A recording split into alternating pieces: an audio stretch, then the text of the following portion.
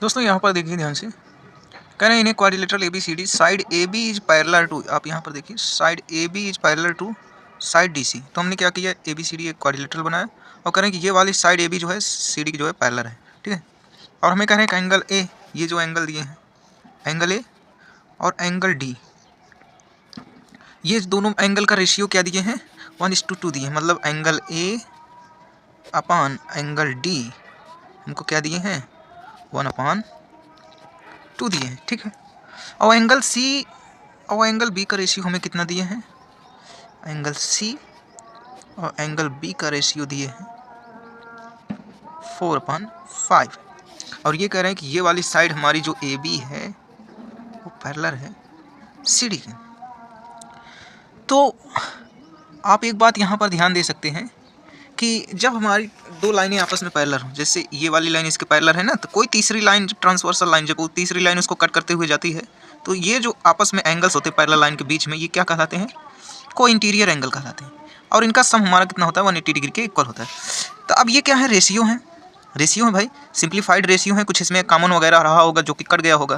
तो क्या हम इसको मान लेते हैं कि जो इसका कैंसिल वाला पार्ट था न्यूमरेटर और डिनोमिनेटर से, वो क्या यक्स मान सकते हैं, मान लेते हैं कि वो क्या था, यक्स था, जो कि हमारा जब हम इसका रेशियो फाइंड किए तो सिंप्लीफाइड हो गया। अब ये टोटल हमारा क्या बन गया, एंगल बन गया। यानी कि हमारा angle A plus angle D मिल के किसके इक्वल हो जाएंगे, 180 डिग्री होंगे। क्यों होंगे भैया, क्योंकि ये वाली लाइन इसके पैरेलल है, तो ये एंगल को इंटीरियर एंगल होंगे। अब बताइए एंगल A की वैल्यू कितनी आई है, यक्स है, और एंगल D की वैल्यू कितनी है 2x है। जरा यहाँ पे पुट करिए, x plus 2x equal to 180 degree. आप बताइए x की वैल्यू कितनी आ गई, ये हो गया 360 डिग्री। इससे आप जो है एंगल A निकालेंगे तो वो कितना आ जाएगा, यक्स आएगा, that is equal to 60 degree. और एंगल D निकालेंगे वो कितना आएगा, 2x आएगा, that is equal to 120 degree. वैसे ही सिमिलरली आप मान लीजिए कि ये जो दोनों एंगल का रेशियो था आपस में कुछ कॉमन रहा होगा न्यूमरेटर और डिनोमिनेटर में, उसको कट करने के बाद हमें 4/5 मिला था, तब वो वैल्यू मान लीजिए हमने मान लिया y था, तो यानी एंगल C हमारा 4y हो गया, एंगल B हमारा 5y हो गया। अब सेम टाइप का काम यहाँ पर फिर से होने वाला है, हमारा angle C plus angle B। आप बताइए ये दोनों लाइन क्या है, पैरेलल है ना, पैरेलल होने का मतलब है कि ये एंगल को इंटीरियर एंगल हो जाएंगे। तो दोनों का सम कितना होगा मेरे भाई, दोनों का सम मेरा कितना हो जाएगा 180 डिग्री होगा। अब ये कोई इंटीरियर वगैरह बकवास हमको ध्यान नहीं देना, इधर देखो मैं दिखाता हूँ।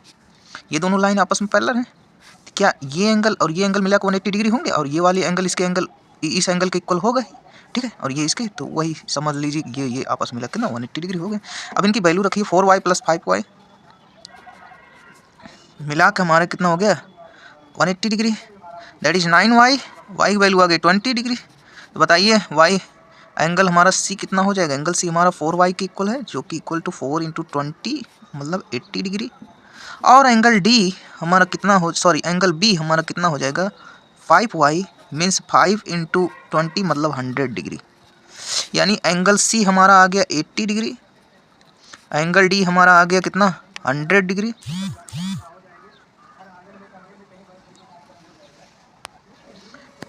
एंगल D हमारा आ गया, सॉरी एंगल B आ गया 100 डिग्री, एंगल A हमारा आ गया कितना 60 डिग्री, और एंगल हमारा कौन सा भाई D 120 डिग्री। तो आप देख रहे हैं ना ये को इंटीरियर का फॉर्मेशन कर रहे हैं, क्योंकि दोनों लाइन आपस में पैरेलल हैं।